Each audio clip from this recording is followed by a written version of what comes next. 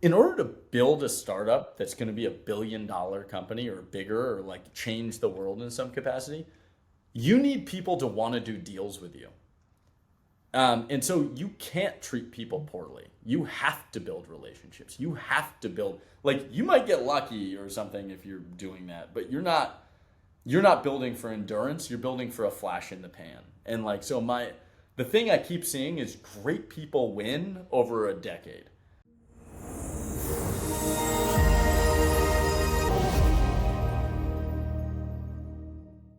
Adam, thank you for joining me on this podcast. Very grateful and honored to have you here. I've read your book twice now, Breakfast with Pops, and I read it the first time, didn't know who you were, and read it the second time today because you can read it in an hour. And it's an amazing, short, quick read because prior to this, I'd had a huge interest in venture capital, but never really understood the terms. And you bring it to the world in a really approachable way. So thank you for doing that. Thank you, and thanks for reading it twice. And I will say part of the I'm a little proud of it being a short book. So we actually took it down a lot, like we took out a lot of things, and I'm proud of it being short because I wanted my grandfather, and the type is like super big.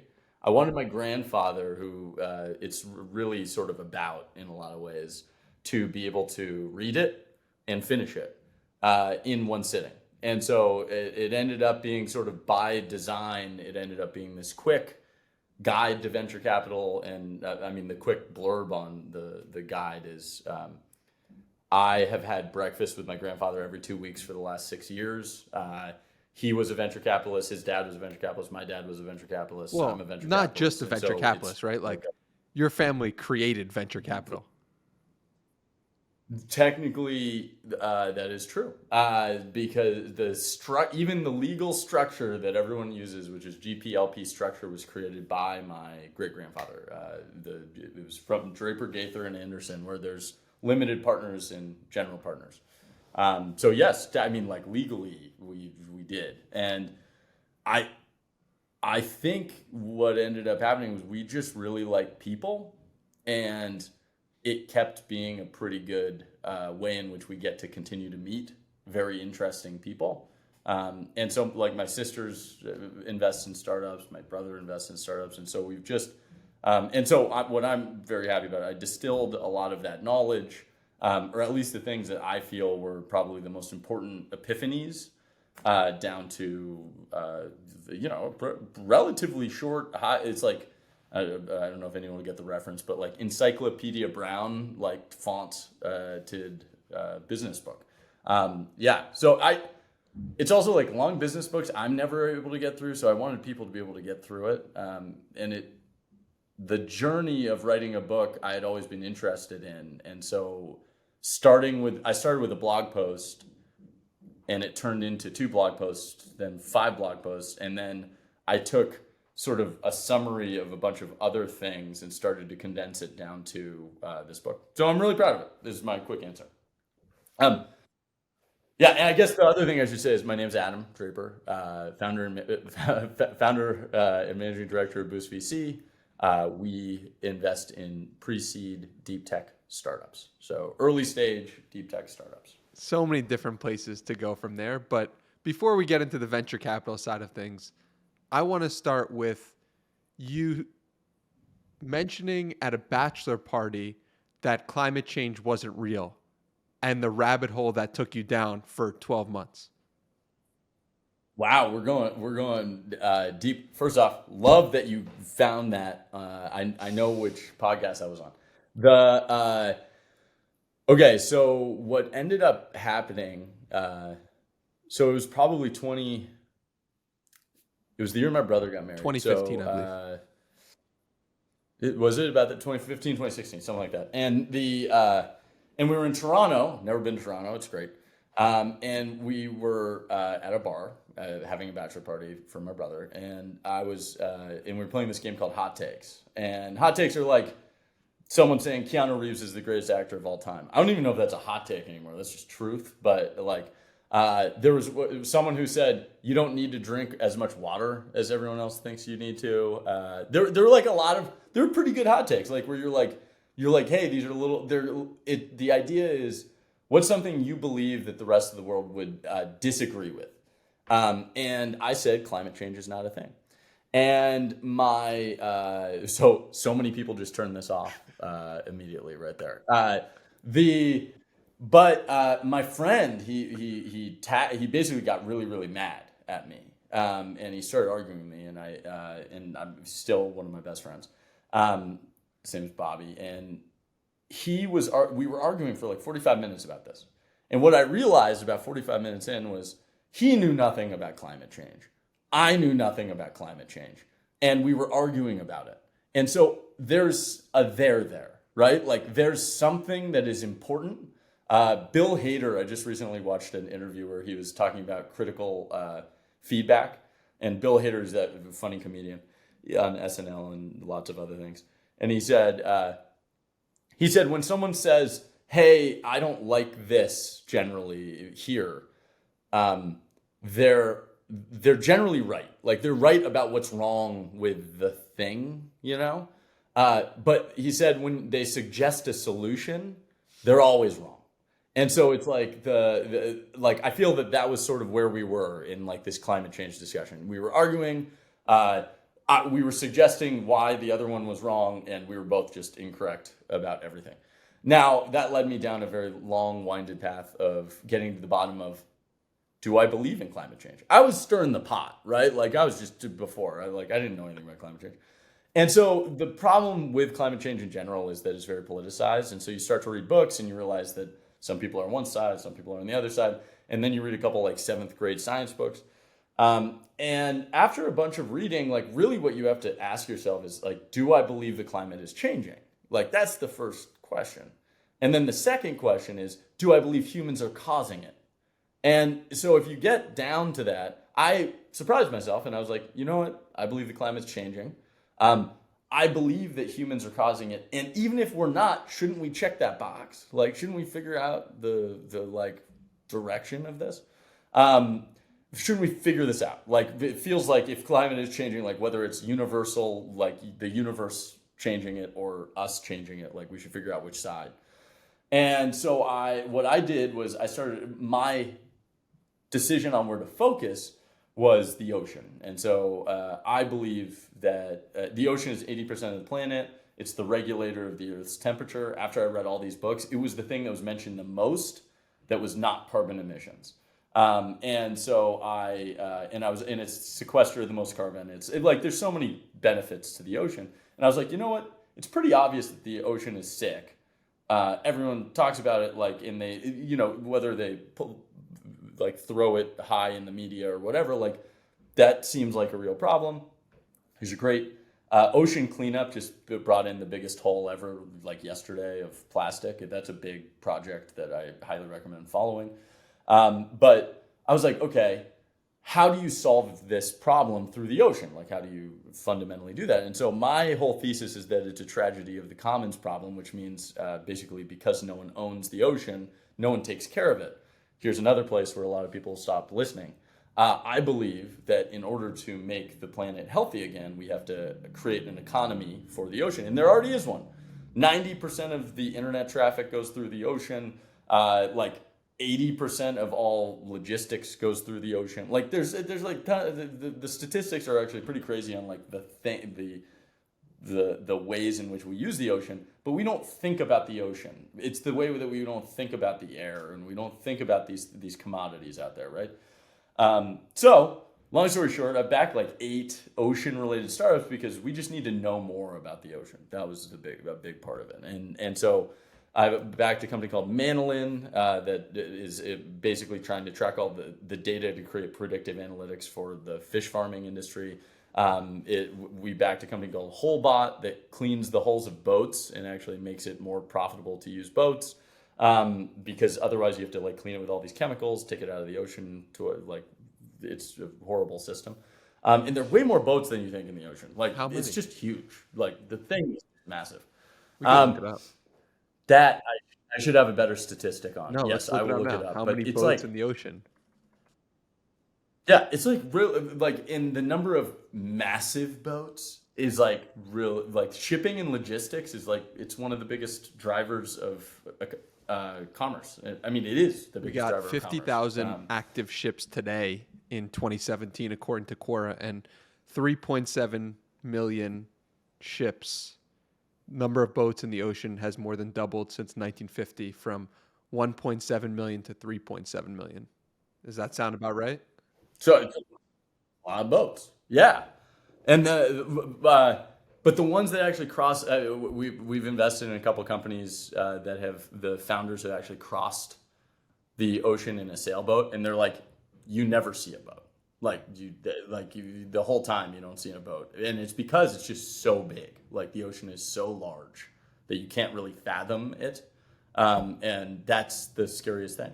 And so my thing is like, hey, how do we make the ocean more fathomable in order to help clean it up? And in there, you mentioned about how like one of the ways in which you want to help do this is by having ownership plots. And I was listening to you on a previous podcast, and I was like, I've just never conceived of owning a piece of the ocean. Like, what would that even look like? Like, and I 80% of the planet, and it's the real estate, and I don't. It is very difficult to live on the ocean. No, that is definitely a truth, just by waves and all the thing. But there are good instances of people owning the ocean, and there's actually like, yeah, there's a lot of oil, reserves, rigs. whatever they're called, refinery, miners, yeah, rigs, oil rigs that are just stationary. Technically, they're owned by the oil company.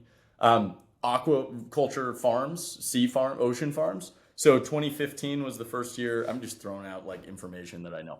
The 2015 was the first year that we are farming more fish than we're hunting or fishing for. So like that actually like that was a flippening that happened where all of a sudden we're actually farming more fish. There used to be sort of a like negative feeling about farming the fish, but now it's like a majority of the fish that we eat. And then the so there are these like little pieces where it's like you can fathom owning an like a seaweed farm. You can fathom owning an oil rig. Like what are the steps in like where can we make the resources of the ocean useful and divisible? And like that's the question. And so I'm just trying to figure out how to plot it, and so there are a lot of great companies that are going after more data in the ocean. Sail Drone is a great one that Lux Capital backed. And I genuinely like all these space companies, the satellite companies, where it's just you're getting better perspective on the ocean. That like 100%, like it's unlocking new viewable information about the ocean and weather and like all this stuff.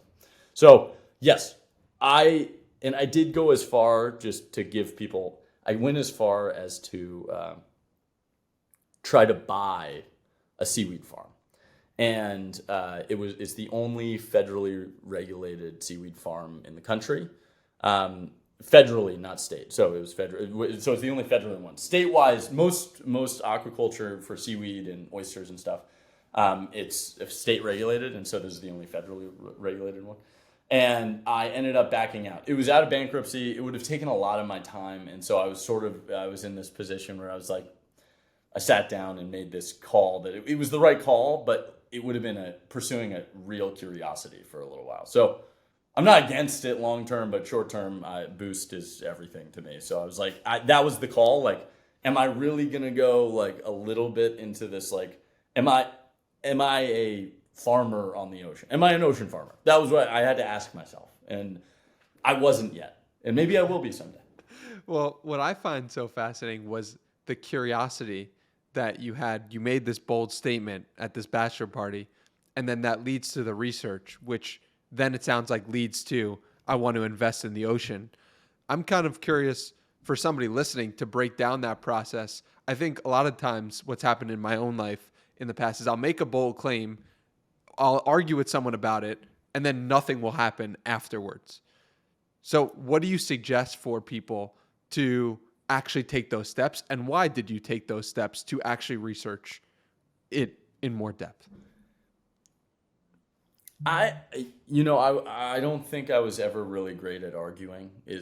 Not about climate change, but nothing like anything really.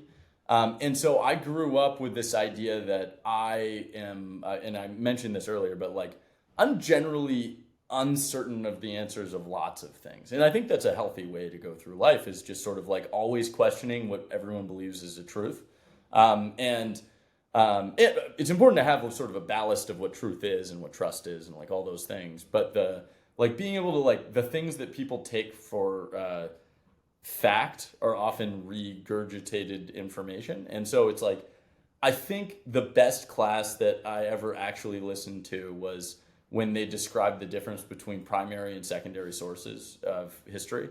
And like that concept stuck in my head where it's like, hey, like if it's not a primary source, like you should probably do the research. So my thought was, I'm more than willing to be wrong because I don't know anything. Like that, start out with a lens where you're like, hey, I'm pretty sure I'm not the expert on climate change. I had also heard climate change enough in my life, since Al Gore's video, I forget what it's called, the truth, something, an inglorious truth, something like that. Inconvenient truth. And then you like throughout my life, like you hear about it and people like worry about it, but you never see anyone do anything about it. So also there was this sort of like thought process where I was like, it was at a moment also where we were starting to look into new markets that weren't just cryptocurrency and Bitcoin. And that was the original sort of thesis of Boost VC, which was the ultimate, like no one believed, we believed market.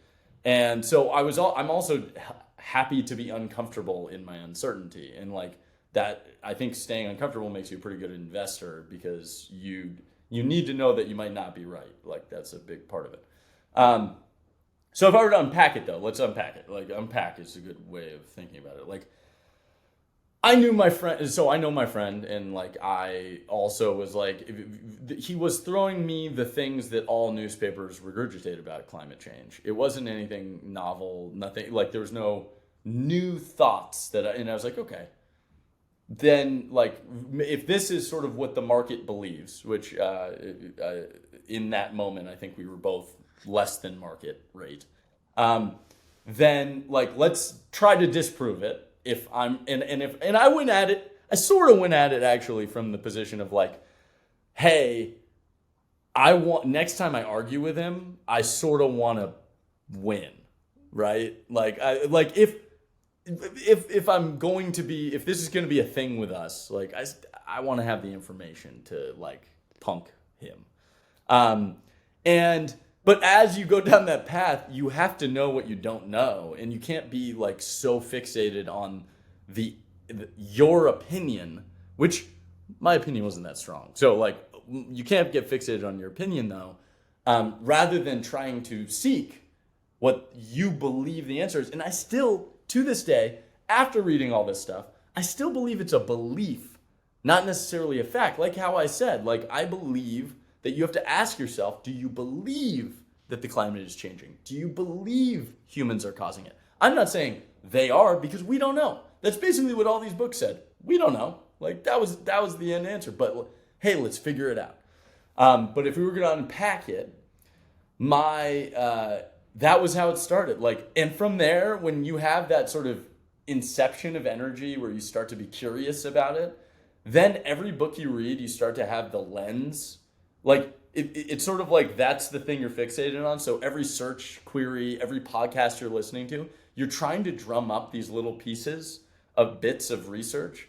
Like I learned that the laws of the ocean, they're not like actual laws. It's like a general agreement across like 100 countries, but not everyone really recognizes them.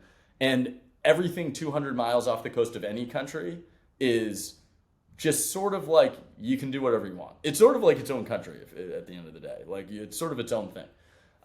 Also, this is a thing that I'm hoping that I just get people to stop listening like at different parts of this. So at the beginning of Trump's term in office, okay, he tried to buy Greenland. Okay, no one remembers this, but this is an ocean-related issue because Greenland is really, really close to the Arctic, okay? And because Greenland's close to the Arctic, so Russia, Greenland, and all these countries at the top that are closest to the Arctic are trying to claim ownership because there's a lot of resources underneath the Arctic. And so that was the play. The play was like, how can we own those resources, right? And so everyone was like, why would you buy Greenland? Like, well, this stuff. Everyone's just game. They're all like, Russia keeps doing these deep sea dives and planting a flag a little closer every little bit. There are all these articles on this, and it's like a pretty fascinating thing. Like they have this like ocean ownership is a continued to be debated concept, but no one wants to say own the ocean. And every time I say it, there's sort of this reaction of no, it's this thing, it's the thing. And I'm like, well, we have this thing that is going to kill us, so we might as well like attempt all scenarios. And like I think ownership is actually the lowest cost way in which we can start to think about it. Like that's my move. So unlock capitalism on the ocean. Where does that idea even come from? Oh, great. Oh man, ideas. Where do ideas come from? Oh God, we could do 4 hours on this. I think I was raised, and this will get back to just the house I was raised in. I was raised by a guy, and my mom and dad are just incredible people at the end of the day. One of the things that I think our family does really well is like my dad works harder than anyone I know in the world. Okay, and by growing up knowing that and seeing that, all of a sudden you think the normal pace that people run is extremely fast. And so so that's like I grew up thinking work is fun and like you work hard and like all this stuff, where other people are like work sucks, do whatever. And so I grew up thinking like you work hard and running fast. No one else has run as fast as my dad. And so like that's one thing that I think if I were to like drop knowledge on like just movement, it's like no, like being able to, I would say one of the ways that my life was, I was very blessed with luck was through just seeing and observing what hard work was.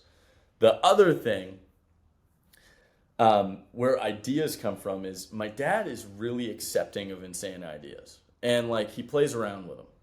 And then I read a lot of comic books, and you see all of the most advanced ideas in comic books. Comic books are probably the most consistent thing in my life. So like throughout my entire life, from 6 when I was like reading them to today, I mean, I have comic books up here. I'm on the board of a comic book company. Like it's full. Like it's a little bit of an obsession. Like it has dark moments, So first, you need to be willing. So when someone presents an idea, I think the key with an idea is to come up with what the best version of that idea is and the worst version of that idea. And that's what I learned from my dad. Is like the best answer is somewhere between the worst idea and the best idea, and the best answer for the world is somewhere between those two extremes. And so being able to do that brainstorming session with yourself, like for every idea, it gets very loud in your head. Like you always think things are interesting that other people don't think are interesting, and you come up with ways in which the world could work that are a little weird, but it also makes you very accepting of the most insane ideas. And so I think the constant belief here, I'm going to slow down. I'm talking a lot. I'm going to slow down.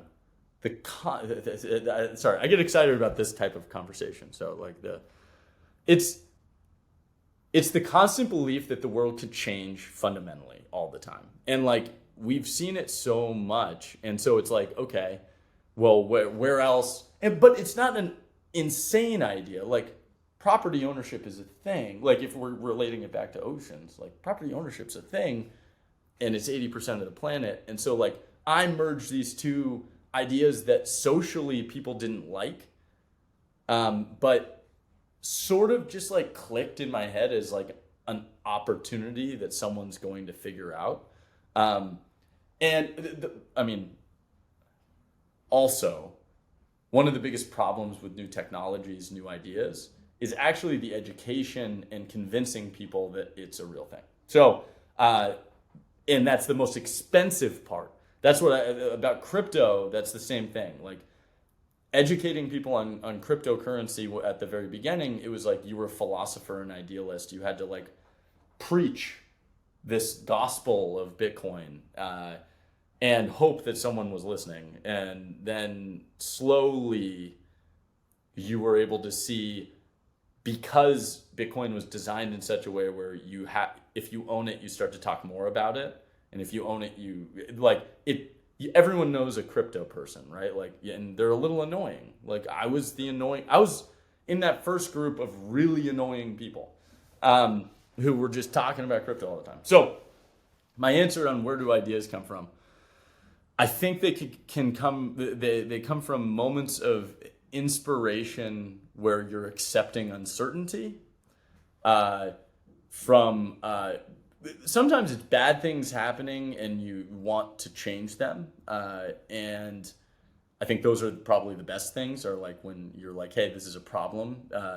Alexa Von Tobel, who's a really great VC, she also started a company called LearnVest. She sold for a bunch of money. She's an incredible entrepreneur. She said, the best founders believe there's an injustice in the world and that they are the only ones who can solve it. And if you just obsess over that injustice for long enough, like, you will have novel new ideas, right? Like, because you will have gone deeper on a topic than anyone else. I think it's my combination of, I actually went out and researched this topic, and I went at it from this moment of being willing to be wrong, which was, honestly, I'm a little surprised I did that. I'm not going to claim to always want to be wrong, like that, but I went at it from that idea. And I was there to catch the idea. Like, I think it's also just, you need to be, ideas are just circling us all the time, and you have to be willing to catch them. There's no, where do you think they're from? I don't know. Like, now I'm going to think deeply about where ideas come from. I'm going to write a blog post next week that's like, you definitely should. The state of ideas in the world. I'll be reading that blog post for sure. Okay, good. I'm going to say one more thing, and then we should probably get off ideas in ocean. We don't need to. It sounds like you're point. excited by it. I'm excited I by don't it want too. to. I just don't want to. I don't want to force. Yeah. So here, so I've been reading comic books my whole life. My whole job is about accepting ideas that could change the world.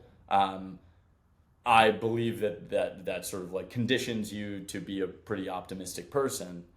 But my biggest fear, okay, ready for this? I have a biggest fear. And it's not like sharks or snakes, but I don't like either of those. I don't like the idea of that much uncertainty where I don't know where they are. This is another, I think, novel concept. So it's a unique idea that fell from the sky because I was thinking about, like, what if there's a limit, right? I was like, okay, the biggest fear I have, and I think it's a piece of what drives me, is I like something you're running from and something you're running to, is the fear that our imaginations are getting shorter as humans. So the biggest fear I have is that we cease to be able to imagine. So if you think about, and a good example of where this could be true is if you've read all sci-fi books, like a lot of sci-fi books, like, we're starting to develop the technology that was like thought of in the 1940s, 30s, 20s, and the like later stuff actually still sort of using a lot of the same thing. There are a couple new themes, but Isaac Asimov was writing about artificial intelligence like so many years ago, foundation, psychohistory, like all this stuff. I think one of the things that I think of as a potential, like, what I'm trying to disprove in my career is that our imaginations are not being capped. And so I'm trying to prove that we can grow that muscle, and we can dream of better worlds rather than just like complacent in what the world is. Humans are pretty good at solving problems. It's just I don't think we're really good at knowing what the most important thing is as a group. As individuals, we're pretty good at it, like, but as a group, we're really like we don't. It's hard to see in the moment. I mean, you have people talking about the internet in 2000 being like, all right, this is just like the fax machine. And it's like, all right, well, that's just like a clear misunderstanding of what this technology is. And I'm sure a lot of people held that belief, and I'm sure it was pretty common. I'm curious for you, what has been the thing that has grown your imagination the most? Actually, my thought, and it is where the idea for ocean ownership came up first also. The thing that grew my imagination the most, it was Bitcoin. And it was because first you had to fathom that there could be a different way to change. I hate the word monetary policy. It makes it sound confusing. But like change the concept of money. So you had to wrap your head around there potentially being a different way. And then once you start to question how money works, I would say this generation knows how money works way better than the last 20 years ago, right? And because of Bitcoin, I think it was a huge educator. Like there are classes written about Bitcoin. There were like, it's crazy. And Bitcoin was one of the earlier times where I was obsessed with peer-to-peer technology with Napster. I started a fintech company called Expert Financial. And like I had enough questions that I was willing to accept this concept pretty quickly. And my grandfather literally on stage once said, "Don't be the first Draper to go to prison." And my dad said the market's a little too small. So which sounds silly. All these things sound silly right now, right? Like at the time the market was $100 million. So like I was thinking, what, $100 million? And Like, what is it currently? Market. And I was What's the market cap? It's like 2 trillion. I think collectively all crypto. And so just diving down what everyone calls the rabbit hole of like crypto, what it did for me was just make me insatiably curious. And it made me just think, okay, let's question other things. And I think that the concept of owning a piece of the internet, which is how I think about Bitcoin, like Bitcoin is just, the internet is a country, it now has its own money. That's basically how I think about it. And it's an experiment, global experiment on how money works on the internet. It made me think like, well, what if the ocean was a country? What if we were to extrapolate that and have its own currency? And then I was like, that might be a better world. And so I started to think like, how could that work? Because it's actual real estate. Like US in some ways is backed by the fact that we protect our borders and have real estate. But where my imagination grew the most was having a hot take that none of my friends, none of my family really believed in, and getting to the bottom of it, and like becoming an ambassador and a champion and just preaching it, like talking about it everywhere and being really annoying, to be fair. Like everyone in my family would probably, like, I'm still in most of my friends and family's mind the Bitcoin guy. Like, and I know the whole Bitcoin ecosystem. I was the first investor. Take us through that meeting. Take us through that meeting with Brian Armstrong at Red Rock Coffee.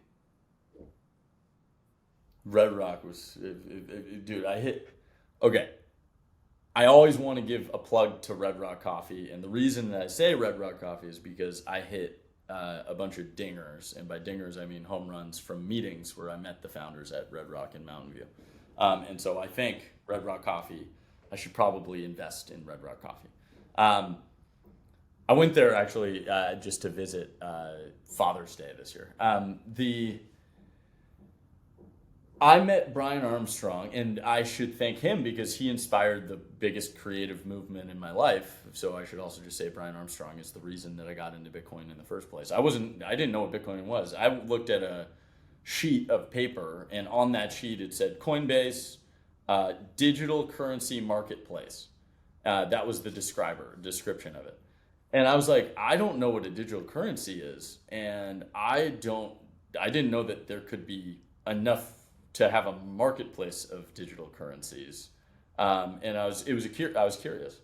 And so I cold emailed him. I actually sent him the cold email when he hit $1 billion valuation. I was like, look at the deck, look where you came from, like, look at how far you've come, and then like, look at this email. And he shared it on a blog. There's a blog post with it. And I was 26. I was trying to prove that I was an actual investor. Like, I was like, it's basically me being like, hey, I invested in these two other companies. And I had failed for all intents and purposes. Expert Financial was a failed company. It ended up getting sold, but it wasn't a huge exit. And so from there, like, I had some information to pass on to people. I mostly had advice that I thought might make them not make the same mistakes I did. And so I meet Brian Armstrong. I got a hot chocolate with whipped cream. I remember that. And I sit down with him. And he says, he has the audacity to say two things that still resonate to me to this day, which is the world's going to be on one financial infrastructure. And so that concept of one financial infrastructure is still in the mission statement of Coinbase. Like, a lot of people don't realize that he's been at this 12 years now, and he's kept the same essential mission statement. Like, it's changed to one finance or one, I forget what their word for it is, but like, it's the same concept. They came up with better marketing, but same concept. And in my head, I was thinking, like, why isn't it? Like, why aren't we on one financial infrastructure, right? Like, I can send a text to anyone in the planet for free. I can, and at that time that was true, but I can't send money to any of them. So, like, why? And so I listened, and he started talking about this Bitcoin thing. And I was like, I don't know what that is. And he's like, oh, you don't know what Bitcoin is? And all of a sudden you can see him just get like really depressed because it's like he's pitched 90 other people and he's like, this is a no, right? And he said, the second thing that he said that I think I have still yet to hear another founder say is this could be $1 trillion opportunity. Everyone else said multi-billion, like that was a popular thing. But he said, this is $1 trillion opportunity. And I was like, I've never heard that. Like, it rings in the ears when you've never heard something, right? And he was wrong. It's already a $2 trillion opportunity from there, and it's probably a $100 trillion opportunity. And so, like, that's wild. Now, I didn't say yes on the spot. I left. I did diligence. I called some of his customers, some of his investors. And the thing that I recognized about all of them was they were all obsessed with Bitcoin. They were like, they couldn't stop. They didn't care about, it wasn't about Coinbase whenever we were talking. It was about Bitcoin. Like, that was the thing that everyone wanted to talk about. And at the end of it, and this is here, another place where people just turn off of the thing. My decision, ready? My decision that I made. I was on the toilet, and I was talking. I wasn't talking. I was going to the bathroom. And I was reading an Economist magazine that I'd read countless times. And I'd read this Economist magazine. It had been next to the toilet. It's like that stack of books that's right next to the toilet. And it was just something that was going on. And I had read it so many times. And it was from about a year before this. And there was a Bitcoin article I'd never read. And I open it up and I see this Bitcoin. And it says, Bitcoin bubble burst, ? And I read the article, every single word. And it said the price of Bitcoin had gone from $30 to $2. This thing's not going to work. Bummer, whatever. Like, it was an article that was pretty negative on Bitcoin, and I read it and I was like, it was at 30 and then it was at 2, and the price is about $10 per Bitcoin right now. Like, someone wants this to exist. Like, there's someone who wants this to exist. I called Brian right after I went to the bathroom, and maybe while I was on it, I don't know. And the on the toilet, and I said, "I'm in," and that was it. And he goes like he's like he actually said for how much, and I hadn't decided. And the but I will also say that that led to one of the not worst decisions, but opportunities that I could have. I would have been like, hey, I'm lucky to have been a part of a lot of great stories. I've backed amazing multi-billion-dollar companies, um, but Brian. So I end up investing, and he calls me. And by the way, all founders out there, like when you receive the money from the investor, call them. Like that, it was such a nice call. Like that was such a nice thing. I don't get you don't get that many of these calls. Um, and he called me and he said, "Hey, like we're really excited to work with you, like all this stuff." And little did I know, I was one of like three people to say yes, right? Like I was there was no one else, but very few others. But and he goes, "Hey, some of the other investors want to buy an equivalent amount of Bitcoin." In like the same amount of like you invested X, you get the same amount of Bitcoin. Bitcoin price was like fluctuating between $9 and $12. And in my head, first off, as a founder, you should always ask this question. Like, I need to increase volume. This is a way I can increase volume, right? Like, investor will pay.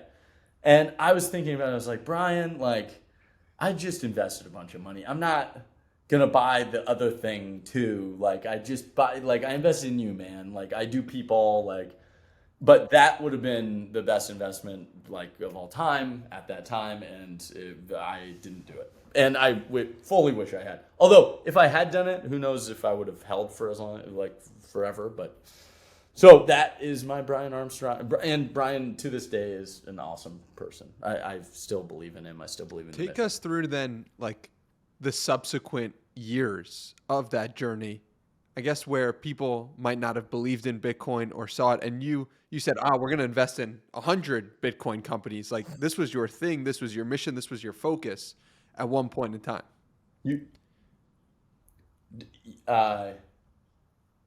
Youth and insanity are both assets, right? Like I was 26 and I was obsessed with this stupid technology that like had consumed my life, my conversations, my like everything. Um, and what we really realized was every single person that we talked. Well, one thing was we started Boost VC. About 2 weeks later, I started this accelerator, this fund. And me and my partner, like we realized after running one program where we invested in about 7 companies, we were like, hey, we need to set ourselves apart from the market and we have to focus. Like that was the thought process. And we were like, we've been spending a lot of time on Bitcoin. Like it keeps being a thing that we run into and we're sort of interested in. Like, let's get deeper there. And so we announced, there's still a blog post out there that's like our first announcement of like Bitcoin. And I went all, dude. I went all in. We announced. We said we think that it will be used for X, Y, and Z.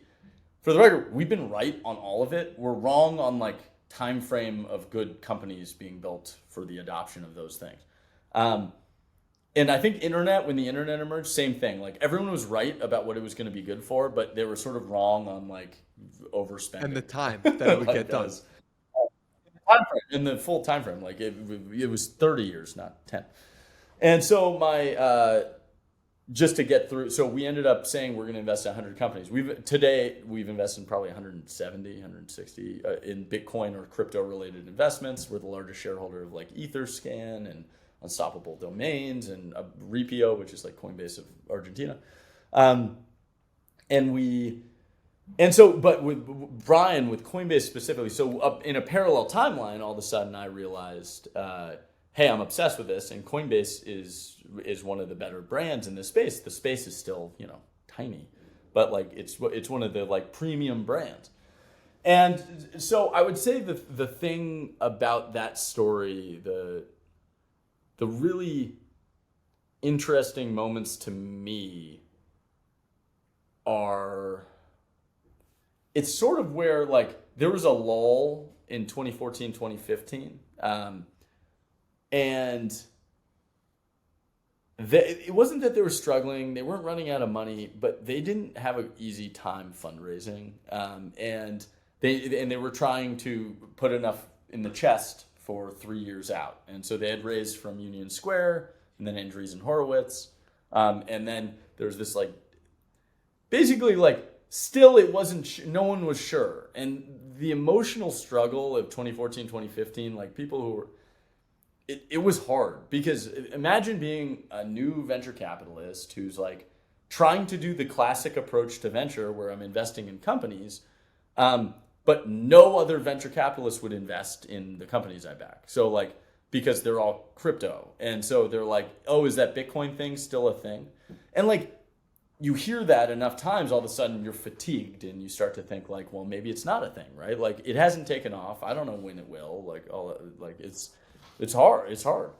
And so I think that time frame, so DFJ Growth ended up investing, and I think it was like 50, 75 million bucks on I forget what the valuation was, but like 400, something like that. So it valued the company at 400.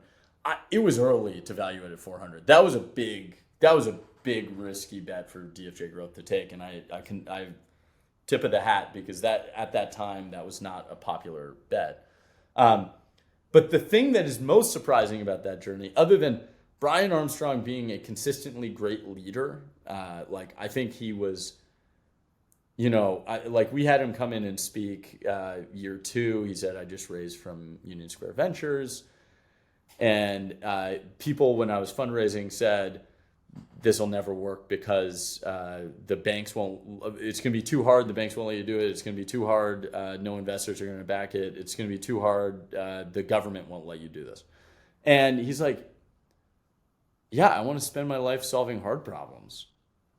And like that is what Brian Armstrong is. Like he is an endurance race on hard problems. And so like, I'd say like he's taken very courageous stances and unpopular stances at different times. 2019, he sort of stood up for like, hey, we're a mission-driven company and this is our mission. And like, if you don't like that mission, I'm sorry, but it's just, this isn't for you, because he realized so many conversations were sort of about the political state of things at that time. So he was just like, hey, like we got to focus, everyone. And I think also people don't realize how hard it is to build a startup. Like it is just difficult. And like, I commend anyone building a startup, anyone who's starting anything, new ideas, it's just difficult. But I think the thing that people don't realize now, they look at the market cap, they look at Coinbase, it's 100 million accounts, it's a 20 to $30 billion company. Even before it went public, it was still not a popular bet. Like, it was still unpopular.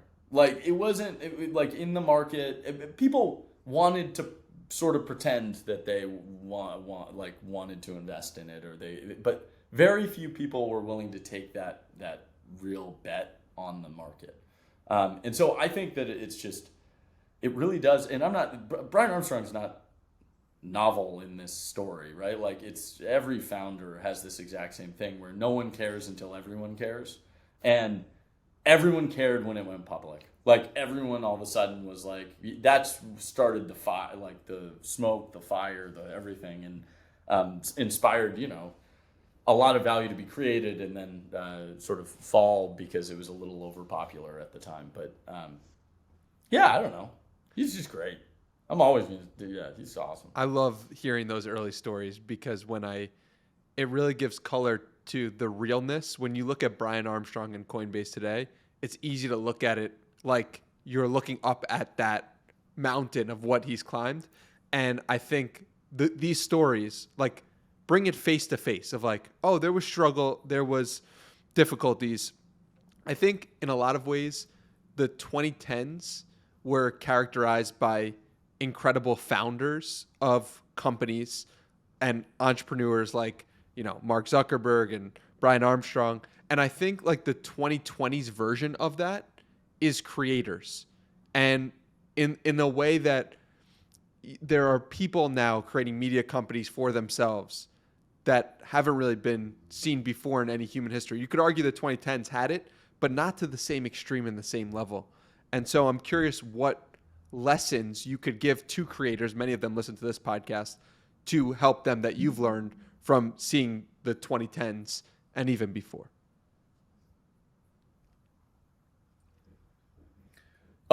First off, everyone I think one of the great things about Bitcoin and cryptocurrency in general was starting to give new business models to creators in general. So NFTs were a good business model for creators. There's going to be more. You in were that talking world about too. NFTs on a 2019 podcast saying you thought this was the big thing. And I'm sitting there, my mind is blown. It's linked below. This is in 2019. You're saying, yeah, non-fungible tokens, they're going to be huge. Like this is the actual way in which crypto is going to get used. And I'm like looking at the timestamp of it, like, how the hell did this, is this the wrong, like, I was very impressed by your prescience. Well, I appreciate that. We went pretty hard in the paint on it because I try to, yeah. I think it was a piece of my obsession with comic books has led to me understanding how a creator's mind is enabled and works.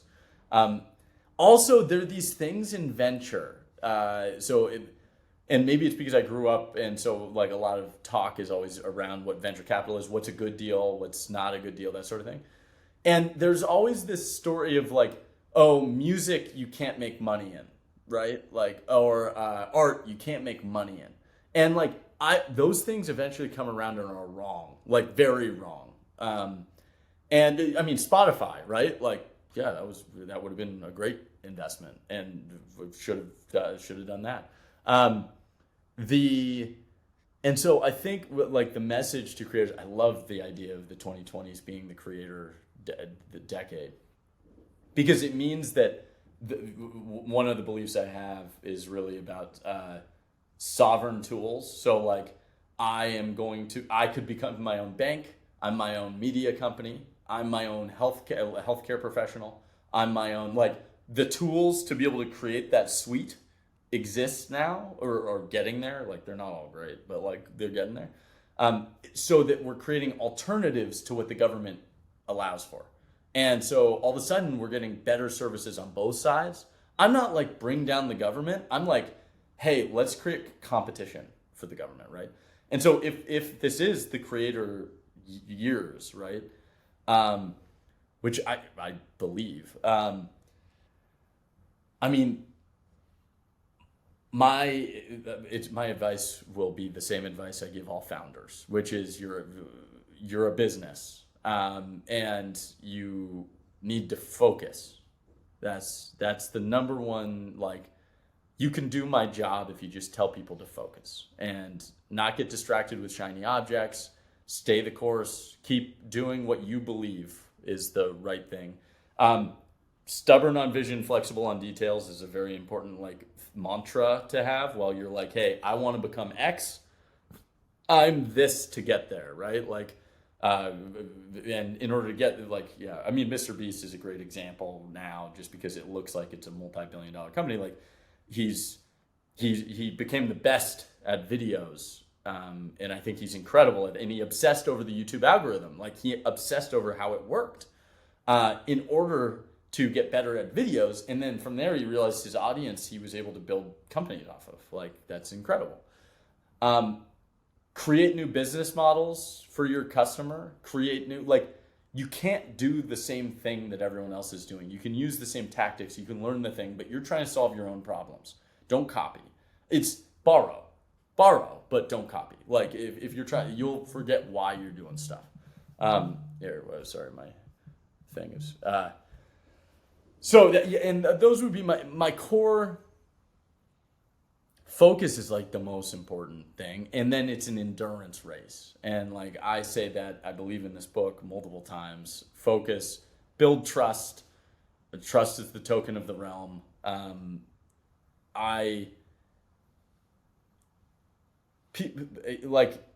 If you're going to build a multi-billion-dollar company, people always think like these people become like Elon Musk must be, mean or something, or like they create these caricatures of what these people are. In order to build a startup that's going to be $1 billion company or bigger, or like change the world in some capacity, you need people to want to do deals with you. And so you can't treat people poorly. You have to build relationships. You have to build, like, you might get lucky or something if you're doing that, but you're not building for endurance. You're building for a flash in the pan. And like, so the thing I keep seeing is great people win over a decade. If you're willing to do, like, just good, I mean, even better than that, good people win over a decade. Like, just genuinely good people. Like, they want to solve the problem. They see an injustice in the world and they want to solve that problem. Entrepreneurship is such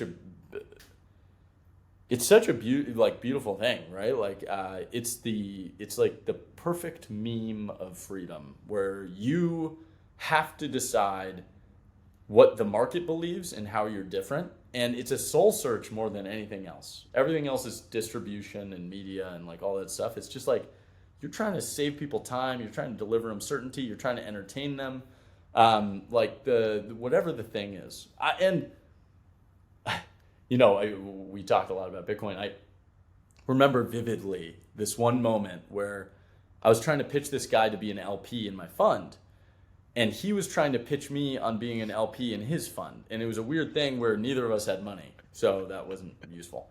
But it was like in 2013, 2014, and this guy was pitching me on YouTube creators in 2014 to be companies. And I was like, there's no way that's going to be big enough. And then I'm pitching him and going, hey, Bitcoin is going to be the biggest thing ever. And he's going, there's no way that's going to be big enough. So like, we literally were just like speaking the future, but opposite languages. Like, we were both going to be right over a period of 12 years, 15 years. Dude, creators are entrepreneurs. You just need to build the thing, do the thing. This week was sort of a random week where a lot of people quoted me back to me, and like either to like give me advice and take my own advice sort of thing, or just saying like, hey, that was very useful. And most of my advice stems down to like, you're getting in your own way.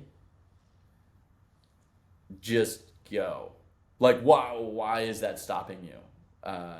Just do the thing. Like, offer the money, sell the customer, pick up the phone. Creators. This is I found it. I found the piece of the one nugget. Found it in the depths of my soul. Call people. Okay? Like, just pick up the phone and call them. Because there's a problem happening right now, and it's not a generational based problem. I just saw it slowly decline, where people think that they did work by sending an email, or like sending a text, or doing that. The goal is to solve the problem. Calling people, you're able to collaborate and solve the problem. But if you're just sending an email, you're asynchronously not listening to each other, right? And so it's like, fast forward, solve the freaking problem, get to an answer, and you will be better than 90% of people. Like, if you just call people, you will be better than 90% of people. My grandfather, I talk about it in this book, my grandfather was the king of, he would say something in a meeting. He'd say, Danny, you should talk to X, in your world, Pump, or someone like that. And he would just write the intro, and I write in the meeting, and he called the person in the meeting, like, solve the problem right then, call the person, and then he's like, now you guys have talked, I'm gonna give you their number, her number, and you figure it out. I think people the institutionalization of like everything happened over the last 20 years. And everyone thinks that there's a right way to do things, and there's no right way. There's only the moment of the way. I think there's also something where there's a consequence to being wrong is greater than ever. Meaning, you being wrong today could be broadcast to the world. So people are fearing that. But the funniest thing about that is, no one Yes. cares about you. Uh, and so it's a funny thing where so Airbnb always said we launched 9 times, right? Like no no one cares at the beginning. No one has any because you as a startup have the chance as a startup creator, as a startup entity, like you have a chance to do literally whatever you want. I think people take themselves too seriously now.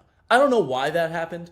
Like it makes no sense. I'm telling people in software businesses to do pranks. Like that's my pitch right now to all these software startups. I'm just like, I don't care. Code in some pranks. Put in some pranks. I miss the days where people had a sense of humor and like did funny things in the world and like where I feel like everyone's worried. Maybe that's what they're worried about. They're worried about this like the cancel thing. It's like as your startup, you get to do whatever you want. Like no one cares until a certain point, and then everyone cares. But if you've done enough absurd things, Elon has proven that you can sort of just keep going. Like like I think it's the people who got canceled and focused on the fact that they were being canceled that lost, right? Like rather than like just keep playing your game. Like just you believe that, great. Go live your life and do the thing. I don't know. I think you're right. There is this thing. Well, There's well, a thing. well, think about it. The Like same thing. when we grew up, and I'm 28, and you're in your 30s. There was 37. if someone recorded something, it was there was it was almost impossible. You weren't even thinking about this could go viral. This could literally be seen millions of times. And today, if somebody No. does something stupid and it's recorded, it could literally be seen millions of times. Hence, everyone is scared to do the wrong thing because they view that as a And, greater and possibility than it actually is because it has been planted in our head. But I'm with you. and the irony is everyone's trying to get viewed a million times. Exactly.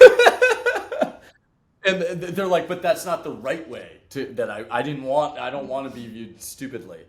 I truly believe that if you can optimize for mistakes made, so you just keep doing things, you succeed faster than everyone else because you realize what your right way is Yes. faster than everyone else. Um, I'm slow. By the way, I'm giving this advice and like I fail a lot. I try a lot of things, so I should say that. But I don't feel I'm particularly like. I think I've been able to succeed in some capacity, and I think that's a weird word also, because of it's a war of attrition, right? Like I exist still, like I am still here, not like I am not smarter than 99% of the people in my industry. I think they are very, very intelligent people. The thing that I bring to the table is like the press the go button. Like it's just like you have an idea, let's do it, let's go for it.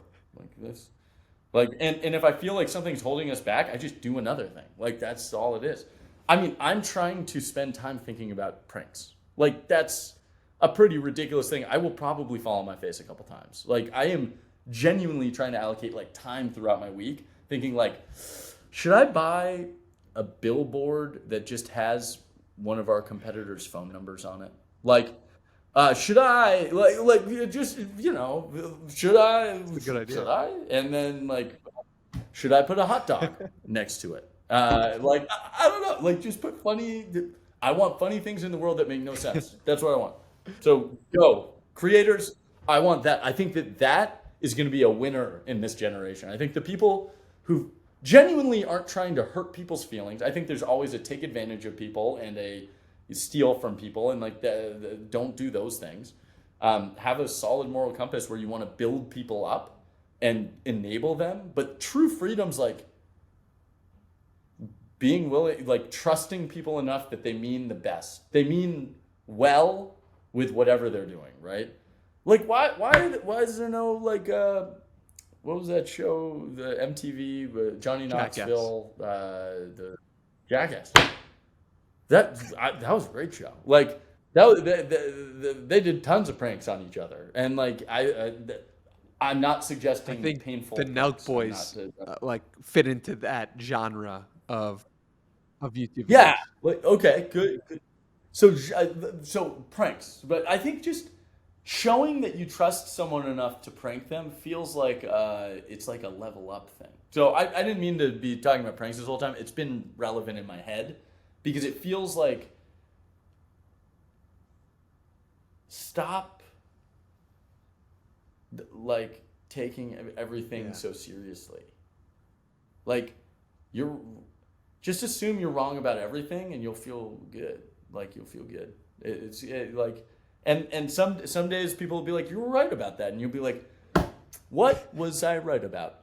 Like remind me of that thing that was true. Okay, do that, please. Um, and like I think maybe my job at the end of the day, like my career, my lifestyle at the end of the day, one of the chapters in my book is lifestyle of venture capital. It's just like it's building people up and letting them know that there's no walls around them. Like they just need to know that they can. And it's not only for it's like for friends, for family. Like I just want people to like have an idea and have lowest friction to be able to do that idea. And like that's exciting to me. I love enabling that. The whenever I see someone's brain unlock and they're like, I can? Like it's like people are looking for validation or permission, and it's just like if you realize that we've built the internet and no one had rules on the internet. Like we don't know what the rules are. There's no rule. Like and then when you break a rule, people get really when they you break a social rule, people decide to get really angry. And but like we didn't know it was a rule until you went over the line a little bit. It's I don't know. I Man, we talked about everything from ocean ownership to like pranks. So I think this is my favorite podcast of all time. We'll clip that for sure. uh, have you ever done a prank on someone? Am Have I you a ever? human being? Of course. What do you mean? Yeah, it's like it makes everyone feel and like every once in a while there's a prank that like hurts someone feeling, and you're like, oh, Yeah. I went over the line there, right? Like I that wasn't the right thing. And I remember times in high school where I like walked I thought it was funny and then I realized it wasn't, and I was like, oh, I meant well, but I realized I was hurting someone's feelings, and I was like, oh, well, now I'm not going to do that again. That was horrible. The yeah. Well, I So think one thing that really shines through is like how remarkable, like you, it feels good. You're just somebody who it feels good to be around. I think because of like, I've been trying to figure out exactly why over the past hour, but I think it's something to do with like your open nature, humility mixed with confidence, mixed with, I don't know what the hell I'm doing, but also like I've had a lot of success. So there's like something relatable to it. And it you talk about being in the people business in the book, and your grandpa said, venture capital, it's about backing the right people and not the wrong people, and you get to know people you're backing really well. If you aren't good at people, you should be in another business. If you're good at people, it will make you very successful and you'll make a lot of friends and money. People are at the heart of the whole business, and you could replace business there with life, right? Like people are at the heart of life. And so get good at people. And you actually have some tactics here like that. I was like, oh, wow, this is actually really helpful, which is like meet 4 new people every day. Say yes to all new meetings in your first few years. Reach out to people you've always wanted to meet. Create a system for trying things, making mistakes, and moving on. And help anyone you can. Like if you just followed that, like your life would be better if you're in your 20s listening to this. yeah. Oh, 100%. 20 50s, 60s, 70s, I 80s. Yeah. 70s, yeah, all the ages. But and all those things it was instilled in me because you realize when you start a company, when you start a like podcast or anything, you you have to make all the decisions. There's no roadmap, right? Like you're like, what am I? And you have to make all these things. Though, but it's like sharks die if they stop moving. Like that's a thing. Like I don't know if you know this, but about sharks. So sharks Wow. are dead if they stop moving, but that makes sense. But they also die if they stop moving, so they're always functionally moving. It's sort of I don't want to say that startups are like sharks because I don't like sharks very much, and I love startups. But the truth is, I have a saying, default to movement is really what that list is. It's just do the thing, and if you stop, you die. Like that, if you stop moving your feet for 1 second in the first 10 years, like you don't get to the next phase. And you need to feel the urgency. And everyone knows someone. Danny, you are one of these people. You are cursed, right? Like, you've been doing interesting things with content since you were 13. You are cursed with that thing. But I believe that every single person, and I think the creator movement is really part of this, every single person has a good startup in them. Like, it's like everyone has a good book in them, right? Like, everyone has a good startup in them. They all require different unraveling or unpacking, as you say, of habits that they've learned, and sometimes those are that stack is very high, or they would have grown no matter what, like weeds. And so it's like I think farming is a good analogy, and it's sort of like some of the like vegetables or trees like need very specific nutrients to be able to build their perfect billion-dollar company. And some of them are just like, yep, that was going to work no matter what, but I get to tag my name on it, and that's great. Like, that's my, like, and so like, I think my in venture is probably an unpopular belief. Like, I do believe that anyone could do it. It's about whether or not you're willing to take the risk on it's about knowing what the risk is you're taking on the people and where they are obsessed and where they are building. And so I think everyone can do it. That's the cool thing. And that's what all these tools have enabled. Like, payments, done, check. Newsletters, check. Like we have you can do it if you're consistent, if you focus, if you are just doing the work, if you're calling people, if you're just obsessed with what you're doing. If you can't stop talking about it, you will succeed. Like, if I were to like, this is something where I think I just realized recently that I love talking about venture capital. I love talking about startups. Like, I love it so much. And but in my friend group, and they love hearing me talk about it. I hope, otherwise they're not. But it's one of those things where you need to be in this state of mind where when you wake up, you're thinking about tactics. When you go to sleep, you're thinking about tactics for your craft, and then you have to ask yourself existential questions like, how do I scale? And then you have to be like, well, what's my plan to figure that out? Who do I need to talk to? And then you call up the best venture capitalists and you go and do the work and you meet them. And then you realize we're not the same, but like there are some commonalities, right? Like, and scale to me is different than scale to you. And like, you start to have these, I don't know, you need to feel comfortable talking about it from morning to night and be okay with that. That's what I think. And it's okay. The thing I want to say is it's okay to be that obsessed. Like, that's an okay thing. You're allowed to be that obsessed with what you're doing. That, I think people need to hear that every once in a while. I have to hear it every once in a while because I think I'm annoying a few of my groups, my family mostly. But it's one of those things where you need to know it's okay. Like, you don't need to turn it off. And other than for sleep, and you should get some sleep. The sleep's good. What's a cockroach? Cockroaches we came up with out of necessity, but also inspiration. And the necessity part of it was we had backed all these crypto-related startups, Bitcoin-related startups, and no VCs wanted to back them. So the classic sign of success in venture capital is I do a deal early, someone else does it later, and I get to say I got a markup. 5 years into Boost VC, we had like 2 markups, and we had done 150 deals.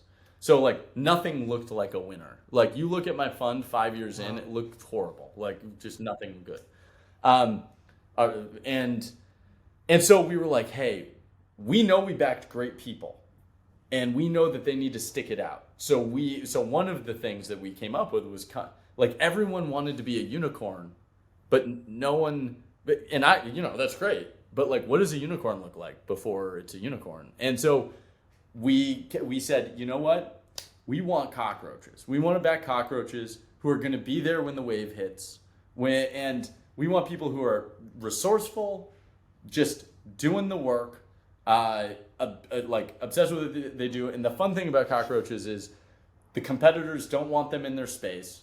They're just a thorn in the side. They're collaborative and they survive for 45 minutes underwater. Like they don't need much money. And so cockroach became sort of the emblem of Boost VC. And I actually, a lot of people feel negatively about cockroaches, probably the way I feel about snakes. And I shouldn't be marketing against snakes. I don't want them to show up sometime just randomly in my life. Like, don't nag things because the universe provides. The universe has a sense of humor, so like the universe pranks, all the time. And so on that side, it was out of necessity. The other was inspiration. We had a company that was not a crypto company that the two founders, one named Ben, one named Zach, from a company called Favor in Texas. It was an on-demand food delivery startup. And we were the first check into this company. They out of Cal Poly, and these guys ran out of money like 5 times in the first year. And we were like, and we kept, we were early. We were like running out of money. That's bad. After the 5th time though, we were sort of like, hey, they're cockroaches. Like they'll be fine. And like then they started to call themselves cockroaches. We started to call them cockroaches, and then from there it just sort of like, this is what we want. We want people we identify with. We want them to, and then, in 10 years, if you do anything for 10 years, you are worth more than today, right? Like you do any one thing for 10 years, you are more valuable in 10 years than you are today. And like that is essentially what the cockroach mentality is. It is, I am doing the one thing that's going to get me closer to my mission today. And then every day you wake up and you do the one thing that gets you closer to the mission. We backed a jetpack company. It's called Gravity. We backed 2 jetpack companies actually, but one of them is called Gravity. The other one's called Jetpack Aviation. Now it's called Mayman Aerospace. But Gravity, he released this video. I don't know if you've seen the video of the guy flying from the Zodiac to the Zodiac to a ship like that. We'll insert it here. Or the F. For those watching on YouTube. Yeah, it was. Okay, I will. So this guy, I ended up getting to go to Comic-Con. I've talked about comic books and my love for them. He invited me because he was speaking on a panel at Comic-Con. And so he was asked a question, and I like giving people credit for like really impactful moments. This like 14, 16-year-old girl asked him, she said, Richard, like you're a successful entrepreneur, and you're flying a jetpack, like that seems pretty cool. I'm like 14 and I want to start something. I would love to build something, but like I don't know how to get from here to there. And he goes, I had an idea to fly. And I that day put a Pringles can on my arm to see what it would look like and see fundamentally what the issues with holding a jet on my arm would be. And that was the one thing I did that day. That was the start. And then the next day, I called up the companies that make these micro vertical takeoff and landing engines, and just to see like what the cost would be, like if they're good enough, could they do this? Is there has anyone tried it? And so what he did was he basically said like, hey, if you have an idea, just like do it, right? Like I put a Pringles can on my arm and now I'm flying a jetpack all the time. And like and he's, he opened they had a jetpack race that opened for Formula One. It's a real business now. And he started with jetpacks. And he first publicly flew at our office, so we were pretty proud of that at our demo day. So it was he flew from the UK. I was like, hey, could you come to our demo day? He's like, yeah, sure. And he shows up, and I pick him up from the airport. His name's Richard Browning. He's a great dude. And he goes, hey, he's like, you won't believe it. I had to actually bring my turbine engines on the plane. And so think about going through TSA with turbine engines. And he goes, and I had to bring my jet fuel. And I was like, how'd you get through security? And he goes, oh, I just showed him the video of me like doing this, and they were like super into it, and they were fine. And he's like, yeah, the jet fuel, yeah, that could have been bad because like I need jet fuel to fly this thing. And then and then we drive, and he goes, can you pull over to the gas station? I'm like, I don't need gas. He's like, oh, I need to fill up the jet pack. And so he gets this like little pack out, and it's like a backpack, and he fills it up with diesel. And I'm like, so your jet pack runs on diesel? And he's like, yeah, but you have to mix in the jet fuel also. It's cool. Like, you have to imagine, like, he is like a Tony Stark character. He's got like a very like energy pace that's sort of like that.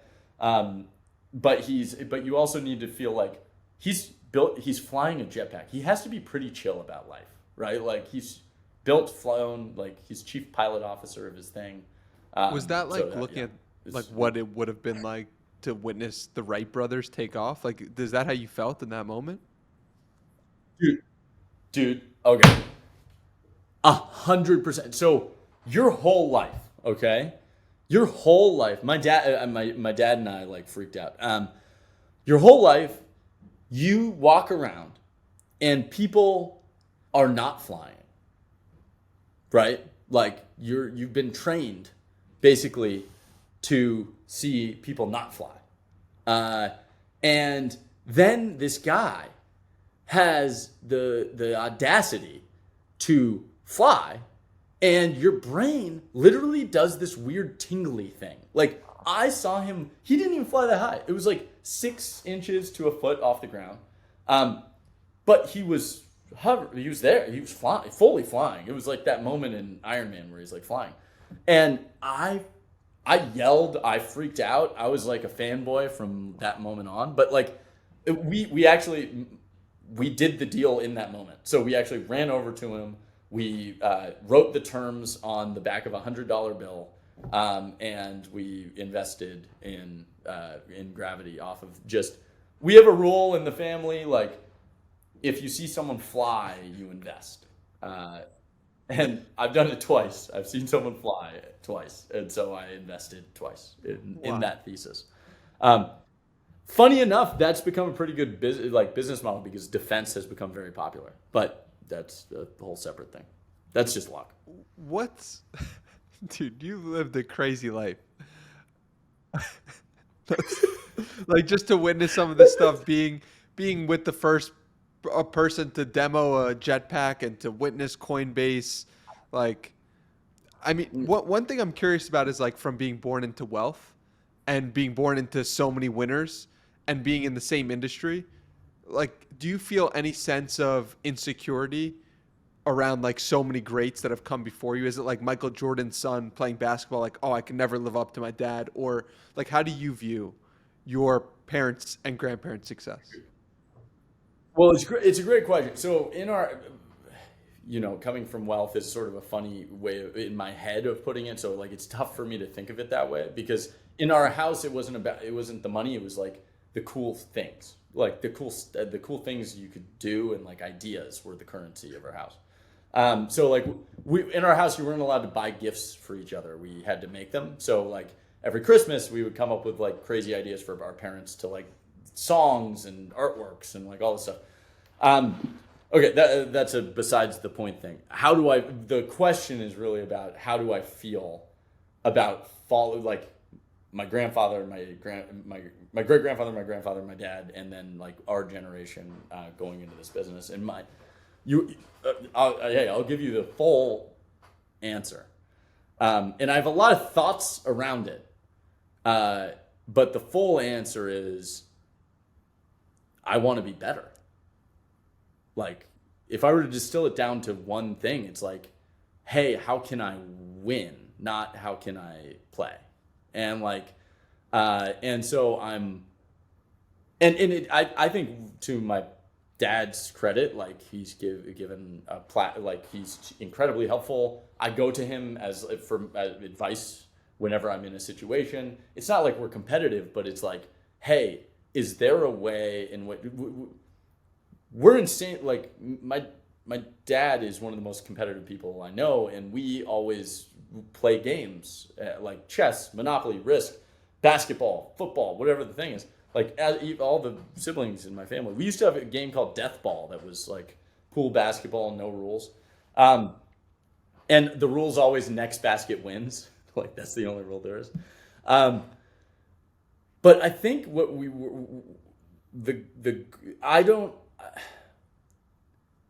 I've never felt that it's like, oh, it's my dad is. I think the beauty of the relationship that my siblings have with my dad is like, we know him as a great dad. Like that's and my mom is a great mom, and like and so it's not about like, we don't have a pedestal that we have him on that's like, oh, he's this like otherworldly. Like, I know I can beat him at chess. Like, I know I can beat him at Monopoly. Like we once you realize those things, you're like, hey, I think I can probably figure this out, right? Like you start to have these. So for me, it's sort of like, yes, there's always this. I think sometimes it's hard ubiquitously to always be under a shadow of like. But that is also a crazy benefit, right?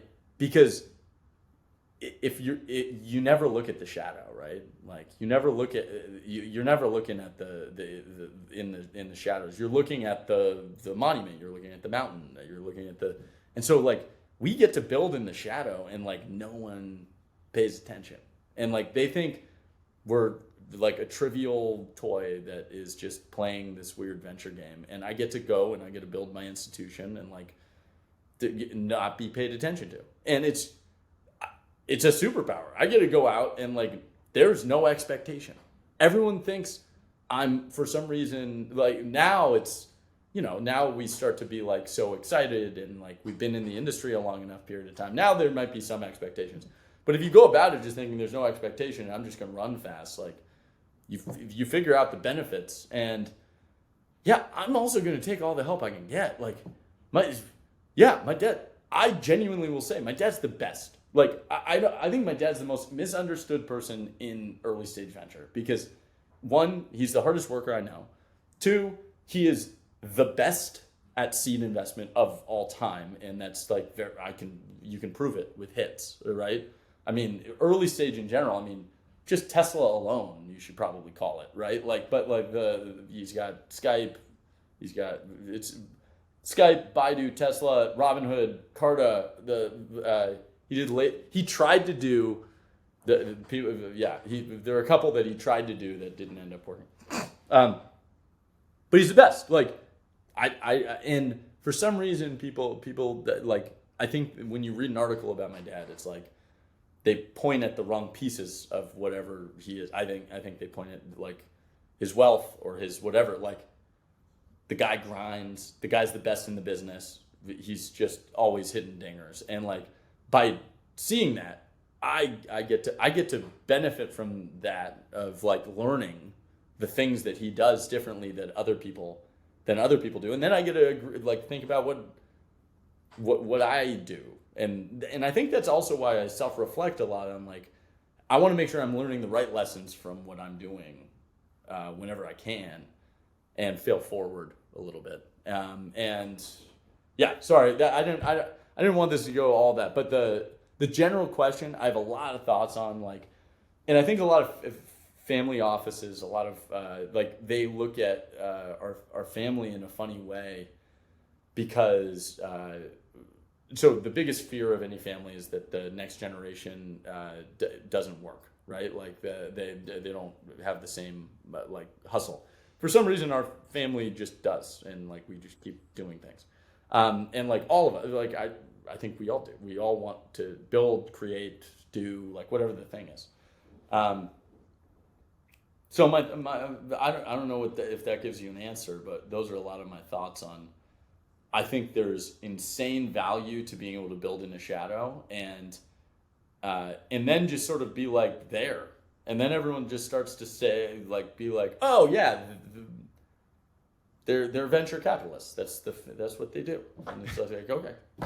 It's funny because I think that I don't know if I've ever heard anyone ask the question of how to raise wealthy children to somebody who was clearly a wealthy child before. And, like you said, that wealth really wasn't the thing that was valued the most. It was more ideas in the house. And I'm curious, that's probably one thing that contributed to you seeming, I don't know you, but it seems like you're very well adjusted for the way in which you were brought up. But what else do you think contributed to being a functioning and high achieving member of society, even though it could seem that, yeah, the deck was stacked in your favor, but maybe it wasn't? I hate being told I can't do things. And that might have been inherent just in general, but like my whole life, like when people said I couldn't do something, I would just work on it until I could do it. And so like I don't know if that has anything to do with this specifically, but wealth doesn't play a role, I don't think, until like no one thinks about it, because as a kid, you don't know what money is. Like money's not really, like it's not. Ideally, it's not talked about, or in some households, it's talked about as something that people don't have. And then in our household, we just didn't talk about it. Like it wasn't a thing, except when we were playing Monopoly or whatever. And then the enabling of. So we never talked about like if we wanted to do something, how. If it was expensive or cheap, like whatever the thing was. So we had no like gauge on that. But it was always experiences. We always wanted to do things. And that was sort of like, we would always unlock, like my dad, we would always pay for books and education, and like those things never had a cost. It was just like whatever we wanted. Comic books were sometimes. But I think genuinely the problem with, I've never thought of myself as a wealthy kid. I think that's what it is. It comes down to like people would, you don't notice it until late high school, where people start to like look at what their parents and their friends' parents do. And people started to notice, I went to boarding school, so I might have benefited even higher from people not knowing anything. But I didn't even know. Like people ask me what my dad did. I was like, he helps like small companies. Like that's my answer, because venture capital is not a thing yet. Like venture capital is like this new institutionalized industry that does really well and makes huge impact. Then it was, he had just done Hotmail. I think he had just successfully exited Hotmail in my like senior year of high school, or like junior year of high school. So like I wasn't at home, but it was a big deal. Maybe a little earlier than that. And I think I also didn't like people having like if I meet, this might have, and I'm being very overly open about this, but I think it's an important thing, and it's an important part of who I am. So I might as well just like be very transparent about it, because I do think about it. And I think this is something that's defined me very heavily, is people, when they hear that your parent is wealthy, or they hear that but they haven't met you yet. There's this thing that happens where it's like, oh, that's hey, that's Draper's kid, or that's whatever. They have an expectation of what that means, and I think I hated that, the idea that someone knew me before they knew me, and so I converted to the opposite of whatever they would have expected. Like I would have been I think it's a huge reason I am who I am, honestly. Like I wanted to make them think I'm something else and be something else. Like where, hey, you can't think. And so in my head, I was never a wealthy kid. I was borrowing money from all my friends, and I still owe Connor Hosley $80 from high school. I still owe Russell Dykema, I think, more. He bought me a lot of food during that period of time. But I pay my debts, but I just haven't paid those yet. We've been generating interest for a while, and I think I offered to pay Connor Hosley back in Bitcoin at one point, and he said, "I don't want your Bitcoin monies." So it's a very loaded question, but if I were to go through like my filter of thinking about it, it's sort of like, I think the problem is starting your kids thinking that they're special because they're wealthy.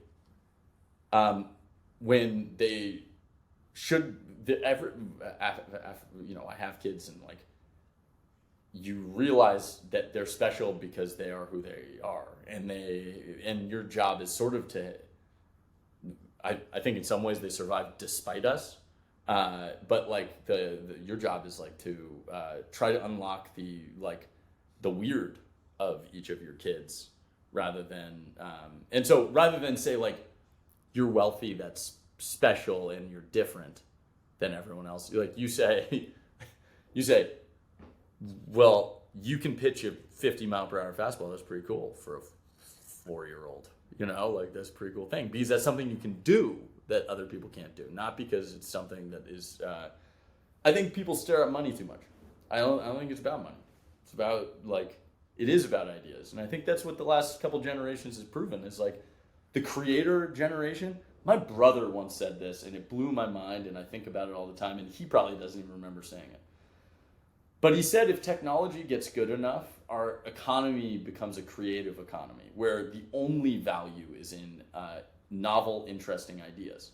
And I think that our family is just brought up to think that way, where we live in a creative economy and we're supporting the creatives to go do the thing, and the creators to go do the thing. So, no, I don't know. I have so many thoughts on it. It's one of these things a lot of people want to ask me about, and they don't ask me, and so it's good that you asked me, but I'm not giving you a very formulated answer. Sorry.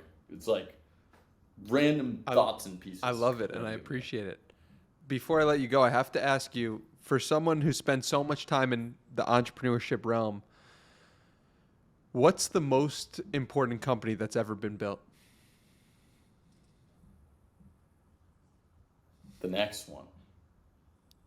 Okay, Tom Brady. I people ask me all the time, "What's your favorite podcast episode?" And I say the same thing. But in terms of what do you think has, historical? Yeah, You're talking about historical.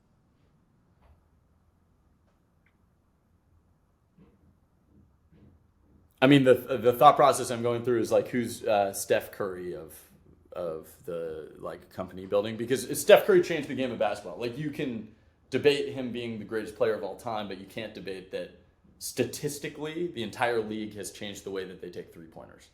And so I'm thinking who has changed that part of the game the most over the course of history. The transitions that I'm thinking about are from silicon to digital. I mean, the cheap answer is Apple. that was the first thing that came to mind too. But right, it's the cheap answer. It's gone through it's multi-generational. It continues to define what technology is to the average consumer and non-average consumer. And I think it's acclaimed as the thing that you would be looking at as your touchstone, even as you get to be a bigger company. But there was a company before that called Standard Oil. John D. Rockefeller was the founder of Standard Oil. And if you want to learn about it, read Titan. And what you realize while you're reading this book is we still live in John D. Rockefeller's world. like the reason that roads were built was because oil was transported, because the reason that trains were making money was because they were transporting oil across the country in order to build automobiles. He was building oil pipelines in order to transport the oil faster. So every oil pipeline, that was an innovation that he came up with to move oil faster across the country. And like a savage businessman. Like you read some of these deals he did, and it was just like wildly. He was on a different level. Like he operates on like the. And okay, think about how important this is. He was the first antitrust lawsuit. He became so powerful. So you want to know what defined the last 20 years was the battle of power between big tech and government. And it's still going. So the very first one of those that defined how government treats like the innovations of the world was John D. Rockefeller founding Standard Oil, building a monopoly in oil. And President Taft broke it up. He broke up Standard Oil into 50 different parts. Now, the funny thing about that was he did become less powerful, which was the goal of the government, but he became 10 times wealthier. So because every single one of these organizations that they broke off operated independently better, and so they grew faster. And so he became like 10 times richer in the next year, even though he had less individual control, which also speaks to decentralization and the power of like fewer people, honestly. So that would be my answer. My answer is Standard Oil, John D. Rockefeller. I think the reason that the US dollar is the standard for the world is because of John D. Rockefeller. I believe that all of the government roads are basically because he was able to enable enough oil production for cars to get it cheap enough for us to be able to have that. Like, you think of the infrastructure that had to be built because of oil, it's like, wow, that's him. That's great recommendation, Titan. I've heard of that before. I'm going to check it out after this episode. So thank you for that. I like to end these podcasts with challenges or ask the guest for a challenge to point the listener in some place to take some action in the next thing that they do in their day. Does a challenge come to mind? Okay. Yes. Are you ready? I'm going to do a selfish one just to, support local business. Go to your local comic book store and buy a comic book and ask the person who is at the register about said comic book. That would be my challenge. Okay, I got to ask, what is it about comic books that strike you so much? You want to know what? My life has been a lifelong discovery of why comic books. I've always sort of found them to be comforting in certain times for me, and I can always go back to similar stories. But I'm on the board of a comic book company, and so I actually know why now. So I'm obsessed with this comic book, Invincible. Like, it's my favorite comic, and it's a great story. I highly recommend it. It's on Amazon. Amazon Prime has the cartoon on it. It's bloody. Don't watch it with children. But it's like Dragon Ball Z meets American superheroes, but with a better storyline. So it turns out comic books are important. So I went into this like board to thinking like, why are comic books important? Because I'm obsessed, and it's not healthy. And it turns out they're important because of a very simple thing. It is the lowest cost way to produce character-driven intellectual property. Now, that's like the legal way of saying it, but it is incredibly important. If you think about it's essentially, and just to correlate it to, it's essentially a pitch deck. And so I'm very good at pitch decks, it turns out, because I've read an insane number of comic books. It's the same, to me, all this stuff, all these assets, they're all the same. Like my job is to find things that are undervalued by the market and can make a big impact.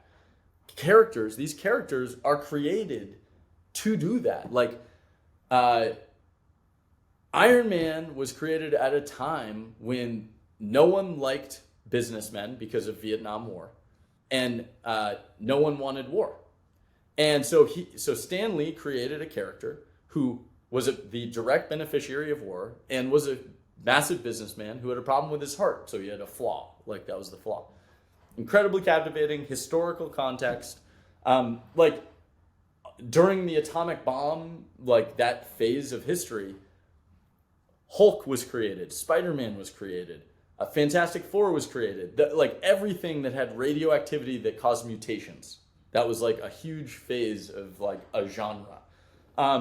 So like I believe that comic books themselves are an undervalued like art form. Obviously, they're becoming more valuable because people are realizing that the Marvel in the last 10 years has grossed $30 billion at the box office and $15 billion in merchandise. Like, it's not a small business anymore, and people are thinking, hey, how can I create more intellectual property for characters? So I'll leave it. I'll stop there. But like, why comic books? It's like I think it's as important to startups to the world. Is my quick. And then on that point, if somebody hasn't read a comic book in, let's say, over 10 years, where should they start? You mentioned Invincible, but is there any other? Dude, Invincible is probably the easiest. Like, it hits all these tropes of superheroes that like you've heard before but aren't, and then it just blows your mind. Dude, buy the old stuff. Like I have this massive book that my friend gifted me. It's like the entire series of the first 100 Spider-Man comics. And like I highly recommend it. I think it's like going back to the original. This is like going back to the original. Like you've seen all the Spider-Man movies probably, and this is going back to the original. Actually, that up there. So I always use this one fun. I like giving comic fun facts. I'm gonna give a quick fun fact. Okay. So I don't own it, but the first Spider-Man is not called Amazing Spider-Man #1. This is actually Amazing Spider-Man #1. It's a rare comic. It's my prized possession because my dad gave it to me when we went to meet. We got to meet Stan Lee. I set up this thing. He gave it to me as a thank you. It was really nice. Like it's my prize. My dad gave it to me. But the first Spider-Man is something called Amazing Fantasy 15. And the reason is that it's a startup story. Stan Lee went to his publisher and said, hey, I have this idea. It's a kid. He gets bitten by a spider. He gets spider superpowers and bad things happen to him. And that was the pitch. That was like simply the pitch. And the publisher goes, kids can only be sidekicks. No one likes spiders. Like stick to your day job, basically. Stick to what's working. And so, but he got obsessed, and so he went off with this guy named Jack Kirby, and they were like, hey, Amazing Fantasy is a dying comic book line. Stan, you get to choose what goes into it. So he snuck the story of Spider-Man into Amazing Fantasy 15. And Amazing Fantasy 15 sold so well that his publisher came back to him and goes, hey, Stan, you remember that spider superhero that we loved and we built together? And he always uses that as that's when I knew I couldn't work for anyone else. And and that's his line. But so fun fact about Amazing is that's what I'll end on is, man, I sound like such a comic book geek on this episode, but I am, so I'm okay with it, I guess. It's great. Like I'm owning it, hopefully. I highly recommend. Oh man, God, there's so many good ones. There's an Infinite Crisis series that was from a while ago that was really good for DC. I got really into Superboy at one point. It's sort of, you want to know what it is? It's like you should go like it's a library and open a few. And if one captures your interest, you like buy 5 of them, like of that series. and try it. Like, I think that comic books are a way in which you can dive into like insane brains where they have imagination and they're trying everything. But it also has like a social element. It needs to be not too far ahead. God, I have too many thoughts on comic books. I mean, I need to organize them all. I need to organize. Well, it makes total sense now why you saw NFTs before the entire world did, because I've been collecting trading cards and comic books my whole life, so it was like, okay, so you're gonna do that, but on a blockchain? Yeah, that makes sense. Like Adam, my life is better for having you in it for the past 2 hours. Thank you so much for taking the time here today. Where should we send people to connect with you further? One, I would love if people bought my book on Amazon, Breakfast with Pops. It's there, so you can buy it on Amazon.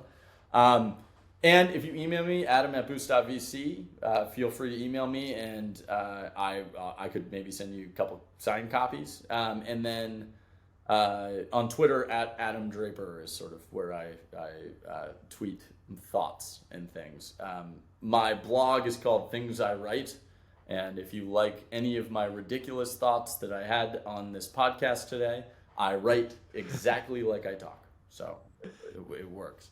And it's on Substack. So thank you. This was, I mean, I can see why this is such a popular podcast. I can see what you're building here, and I think it's really special. Optimism wins is sort of the theme that we set for Boost VC 2 years ago. We were just like, hey, a lot of people are about to be really negative about things, and the people who are going to be able to persevere the most are optimists over the course of time, and I think you're a great representation of that. So, optimist, recognized optimist. It's great to meet, finally see you, and hopefully we will do it again sometime in the future. Let's do it. Thank you, Adam.